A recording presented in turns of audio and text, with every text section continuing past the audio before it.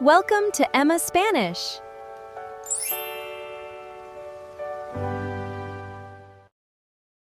Welcome back to Emma's Spanish Talk, your go-to place for mastering real-world Spanish. I'm Emma, and I am so glad you're tuning in today. Let me ask you, have you ever had a moment in the kitchen that ended in absolute disaster? For me, nothing is quite as humbling as trying to flip a Spanish tortilla. There is a very fine line between a culinary masterpiece and a gooey, potatoey mess all over the stovetop. If you've ever failed miserably at making one, believe me, you are not alone. Today, we are going to listen to a conversation about exactly that. For now, just relax and listen. Don't worry at all if you miss a few words here and there, because we have our word tour coming up later to break down all the key vocabulary. Ready? Let's dive into the dialogue. Hola, Mateo. ¿Qué tal tu fin de semana en la cocina? He oído por ahí que tuviste un pequeño problema con tu cena del sábado. Hola, Emma. Sí, la verdad es que fue un desastre total porque intenté cocinar algo muy tradicional y todo salió bastante mal al final.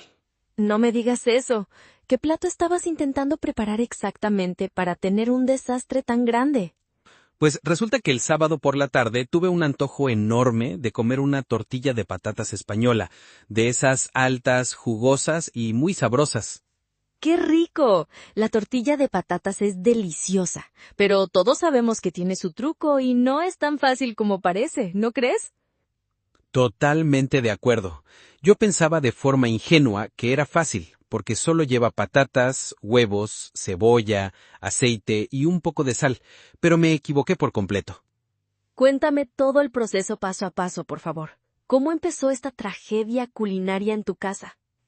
Al principio todo empezó muy bien porque corté las patatas y la cebolla muy finas y las freí muy despacio en la sartén con abundante aceite de oliva. Vale. Ese primer paso es muy importante para que las patatas queden blandas y con un toque dulce. Luego, ¿qué hiciste con la mezcla? Luego, batí los huevos en un bol grande, saqué las patatas de la sartén, quité el exceso de aceite y las mezclé bien con el huevo batido. Muy bien. Hasta ahí todo el proceso es correcto. Además, esa mezcla ya tiene buena pinta antes de volver a la sartén. Sí, la verdad es que tenía un aspecto increíble en el bol y yo estaba muy emocionado pensando que era un gran cocinero profesional. Claro, el problema real suele venir después, cuando hay que poner la mezcla otra vez en la sartén caliente con un poco de aceite, ¿verdad? Exacto. Puse un poco de aceite limpio, eché toda la mezcla de patata y huevo y esperé unos minutos para que se cocinara bien por abajo. Y entonces llegó el momento más temido por todos los principiantes en la cocina, el famoso momento de dar la vuelta a la tortilla. Madre mía, Emma, qué momento de tensión tan terrible. Cogí un plato grande, lo puse encima de la sartén y la giré muy rápido sobre el fregadero. ¿Y qué pasó exactamente? ¿Se cayó todo el huevo líquido por encima de tus manos o por la cocina? Fue mucho peor. El plato se resbaló de mi mano izquierda, la mitad de la patata caliente cayó sobre el fuego y la otra mitad terminó en el suelo. ¡Oh, no! ¡Qué horror! Limpiar el huevo crudo mezclado con aceite del suelo es una de las peores cosas que existe en el mundo. Te lo juro por mi vida. La cocina entera parecía una zona de guerra y yo casi me pongo a llorar de la frustración en ese momento. Te entiendo perfectamente. A mí también me pasó la primera vez que lo intenté en mi piso de estudiantes hace unos años. ¿De verdad te pasó a ti también, Emma? Pensaba que yo era el único patoso en la cocina. Claro que sí, a casi todo el mundo se le cae la tortilla alguna vez en la vida. Es como un ritual de iniciación obligatorio en España. Al final logré salvar un poco de la mezcla que se quedó pegada en la sartén, pero sinceramente hice un churro de tortilla. Bueno, un churro es mejor que nada. Al menos pudiste cenar un poco de huevo con patatas, aunque no fuera estéticamente bonita. Sí, pero el problema es que además de ser fea, la tortilla se quedó sosa porque con la prisa y los nervios olvidé ponerle sal al huevo. ¡Qué mala suerte! Comer una tortilla sin sal es muy triste. Aunque visualmente sea aceptable, el sabor es muy importante. Estaba malísima, no tenía ningún tipo de sabor y la textura era muy seca porque la cocillé demasiado tiempo por el miedo de volver a tirarla. Bueno, no te preocupes, de los errores se aprende mucho y la próxima vez seguro que te sale mucho mejor. Eso espero porque de verdad quiero aprender a hacer una tortilla perfecta para impresionar a mi familia cuando vengan de visita. El único secreto real es practicar mucho y perder el miedo al plato. Hay que dar la vuelta con decisión, rapidez y sin dudar ni un segundo.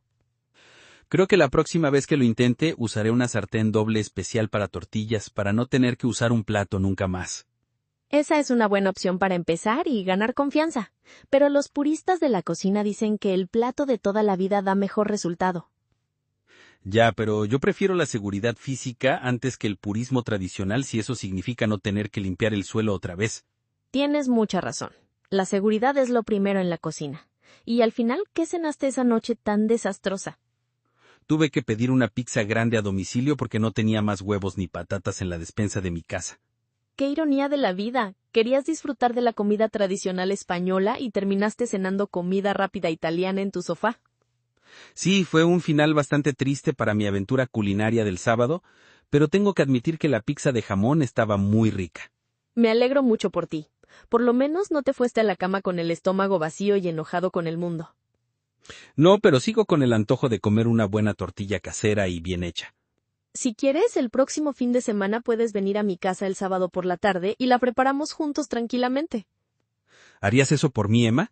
Sería fantástico aprender los trucos de una experta de la cocina como tú. Claro que sí. Te enseñaré mi técnica personal para usar el plato y verás que la tortilla queda para chuparse los dedos. ¡Qué gran plan! Me apunto sin dudarlo. Yo llevo las patatas, los huevos frescos de buena calidad y por supuesto la sal para que no quede sosa. Perfecto. Y yo pongo la sartén buena y mi experiencia de años. Ya verás cómo esta vez no hacemos ningún churro. Estoy deseando que llegue el sábado para poder redimirme de mi gran fracaso culinario del otro día. Así se habla, Mateo. La cocina es solo cuestión de paciencia, amor por la comida y sobre todo de aprender a limpiar los errores del suelo. Muchas gracias por el apoyo y por la invitación, Emma. Ahora me siento mucho más animado para volver a intentarlo. De nada, Mateo. Para eso están los amigos cocineros. Nos vemos el sábado en mi cocina con los delantales puestos. Allí estaré puntual, listo para dar la vuelta a la tortilla como un auténtico profesional de la cocina española. Muy bien. Que pases una buena semana y practica tu agilidad mental antes de enfrentarte a la sartén. Lo haré. Muchas gracias por los consejos y hasta el sábado, Emma. Hello, everyone, and welcome to our word tour. Today, we're going to look at 6 very common and useful expressions we used in our conversation about cooking. First, we have tener un antojo. This means to have a strong craving or a desire for a specific food or drink. In our dialogue, Mateo had a craving for tortilla. A practical example in Spanish is Hoy tengo un antojo de comer chocolate después de cenar. Second, we have tener buena pinta. This expression is used to say that food looks delicious, appealing, or of good quality. It can also be used for things or situations that look promising. An example sentence is, Ese pastel de manzana que está en la mesa tiene muy buena pinta. Third, we have dar la vuelta. This literally means to turn over or to flip something, like flipping a tortilla in a pan. It can also mean to change a situation completely. An example is, tienes que dar la vuelta al pescado para que se cocine bien por el otro lado. Fourth, we have hacer un churro. This is a very common colloquial expression in Spain. It means to do something very badly, to mess up, or to make a complete mess of a task. An example is, Intenté pintar la pared de mi habitación yo solo, pero hice un churro. Fifth, we have quedarse soso. This refers to food that is tasteless, bland, or lacks salt. When food does not have enough seasoning, we say it is sosa. An example is, La sopa de verduras se ha quedado un poco sosa. Añade un poco de sal, por favor. Sixth, we have estar para chuparse los dedos. This is a wonderful idiom that means to be absolutely delicious or finger-licking good. We use it when the food is exceptionally tasty. An example is, La lasaña de carne que preparó mi abuela está para chuparse los dedos. I hope these expressions help you sound more natural when speaking Spanish. Keep practicing, and I will see you in our next lesson. Great job today! You did an amazing job following along with our conversation about kitchen disasters. I still can't help but laugh at the irony of poor Mateo's culinary adventure. He set out to make a beautiful, traditional Spanish tortilla, but after dropping it all over the kitchen, he ended up ordering a fast food Italian pizza instead.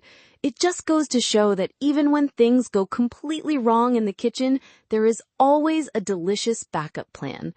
To help you practice all the vocabulary from today's chat, make sure to download the free PDF script in the description below. If you enjoyed this episode, please like, subscribe, and turn on notifications so you never miss our next conversation. Keep up the great work. See you next time.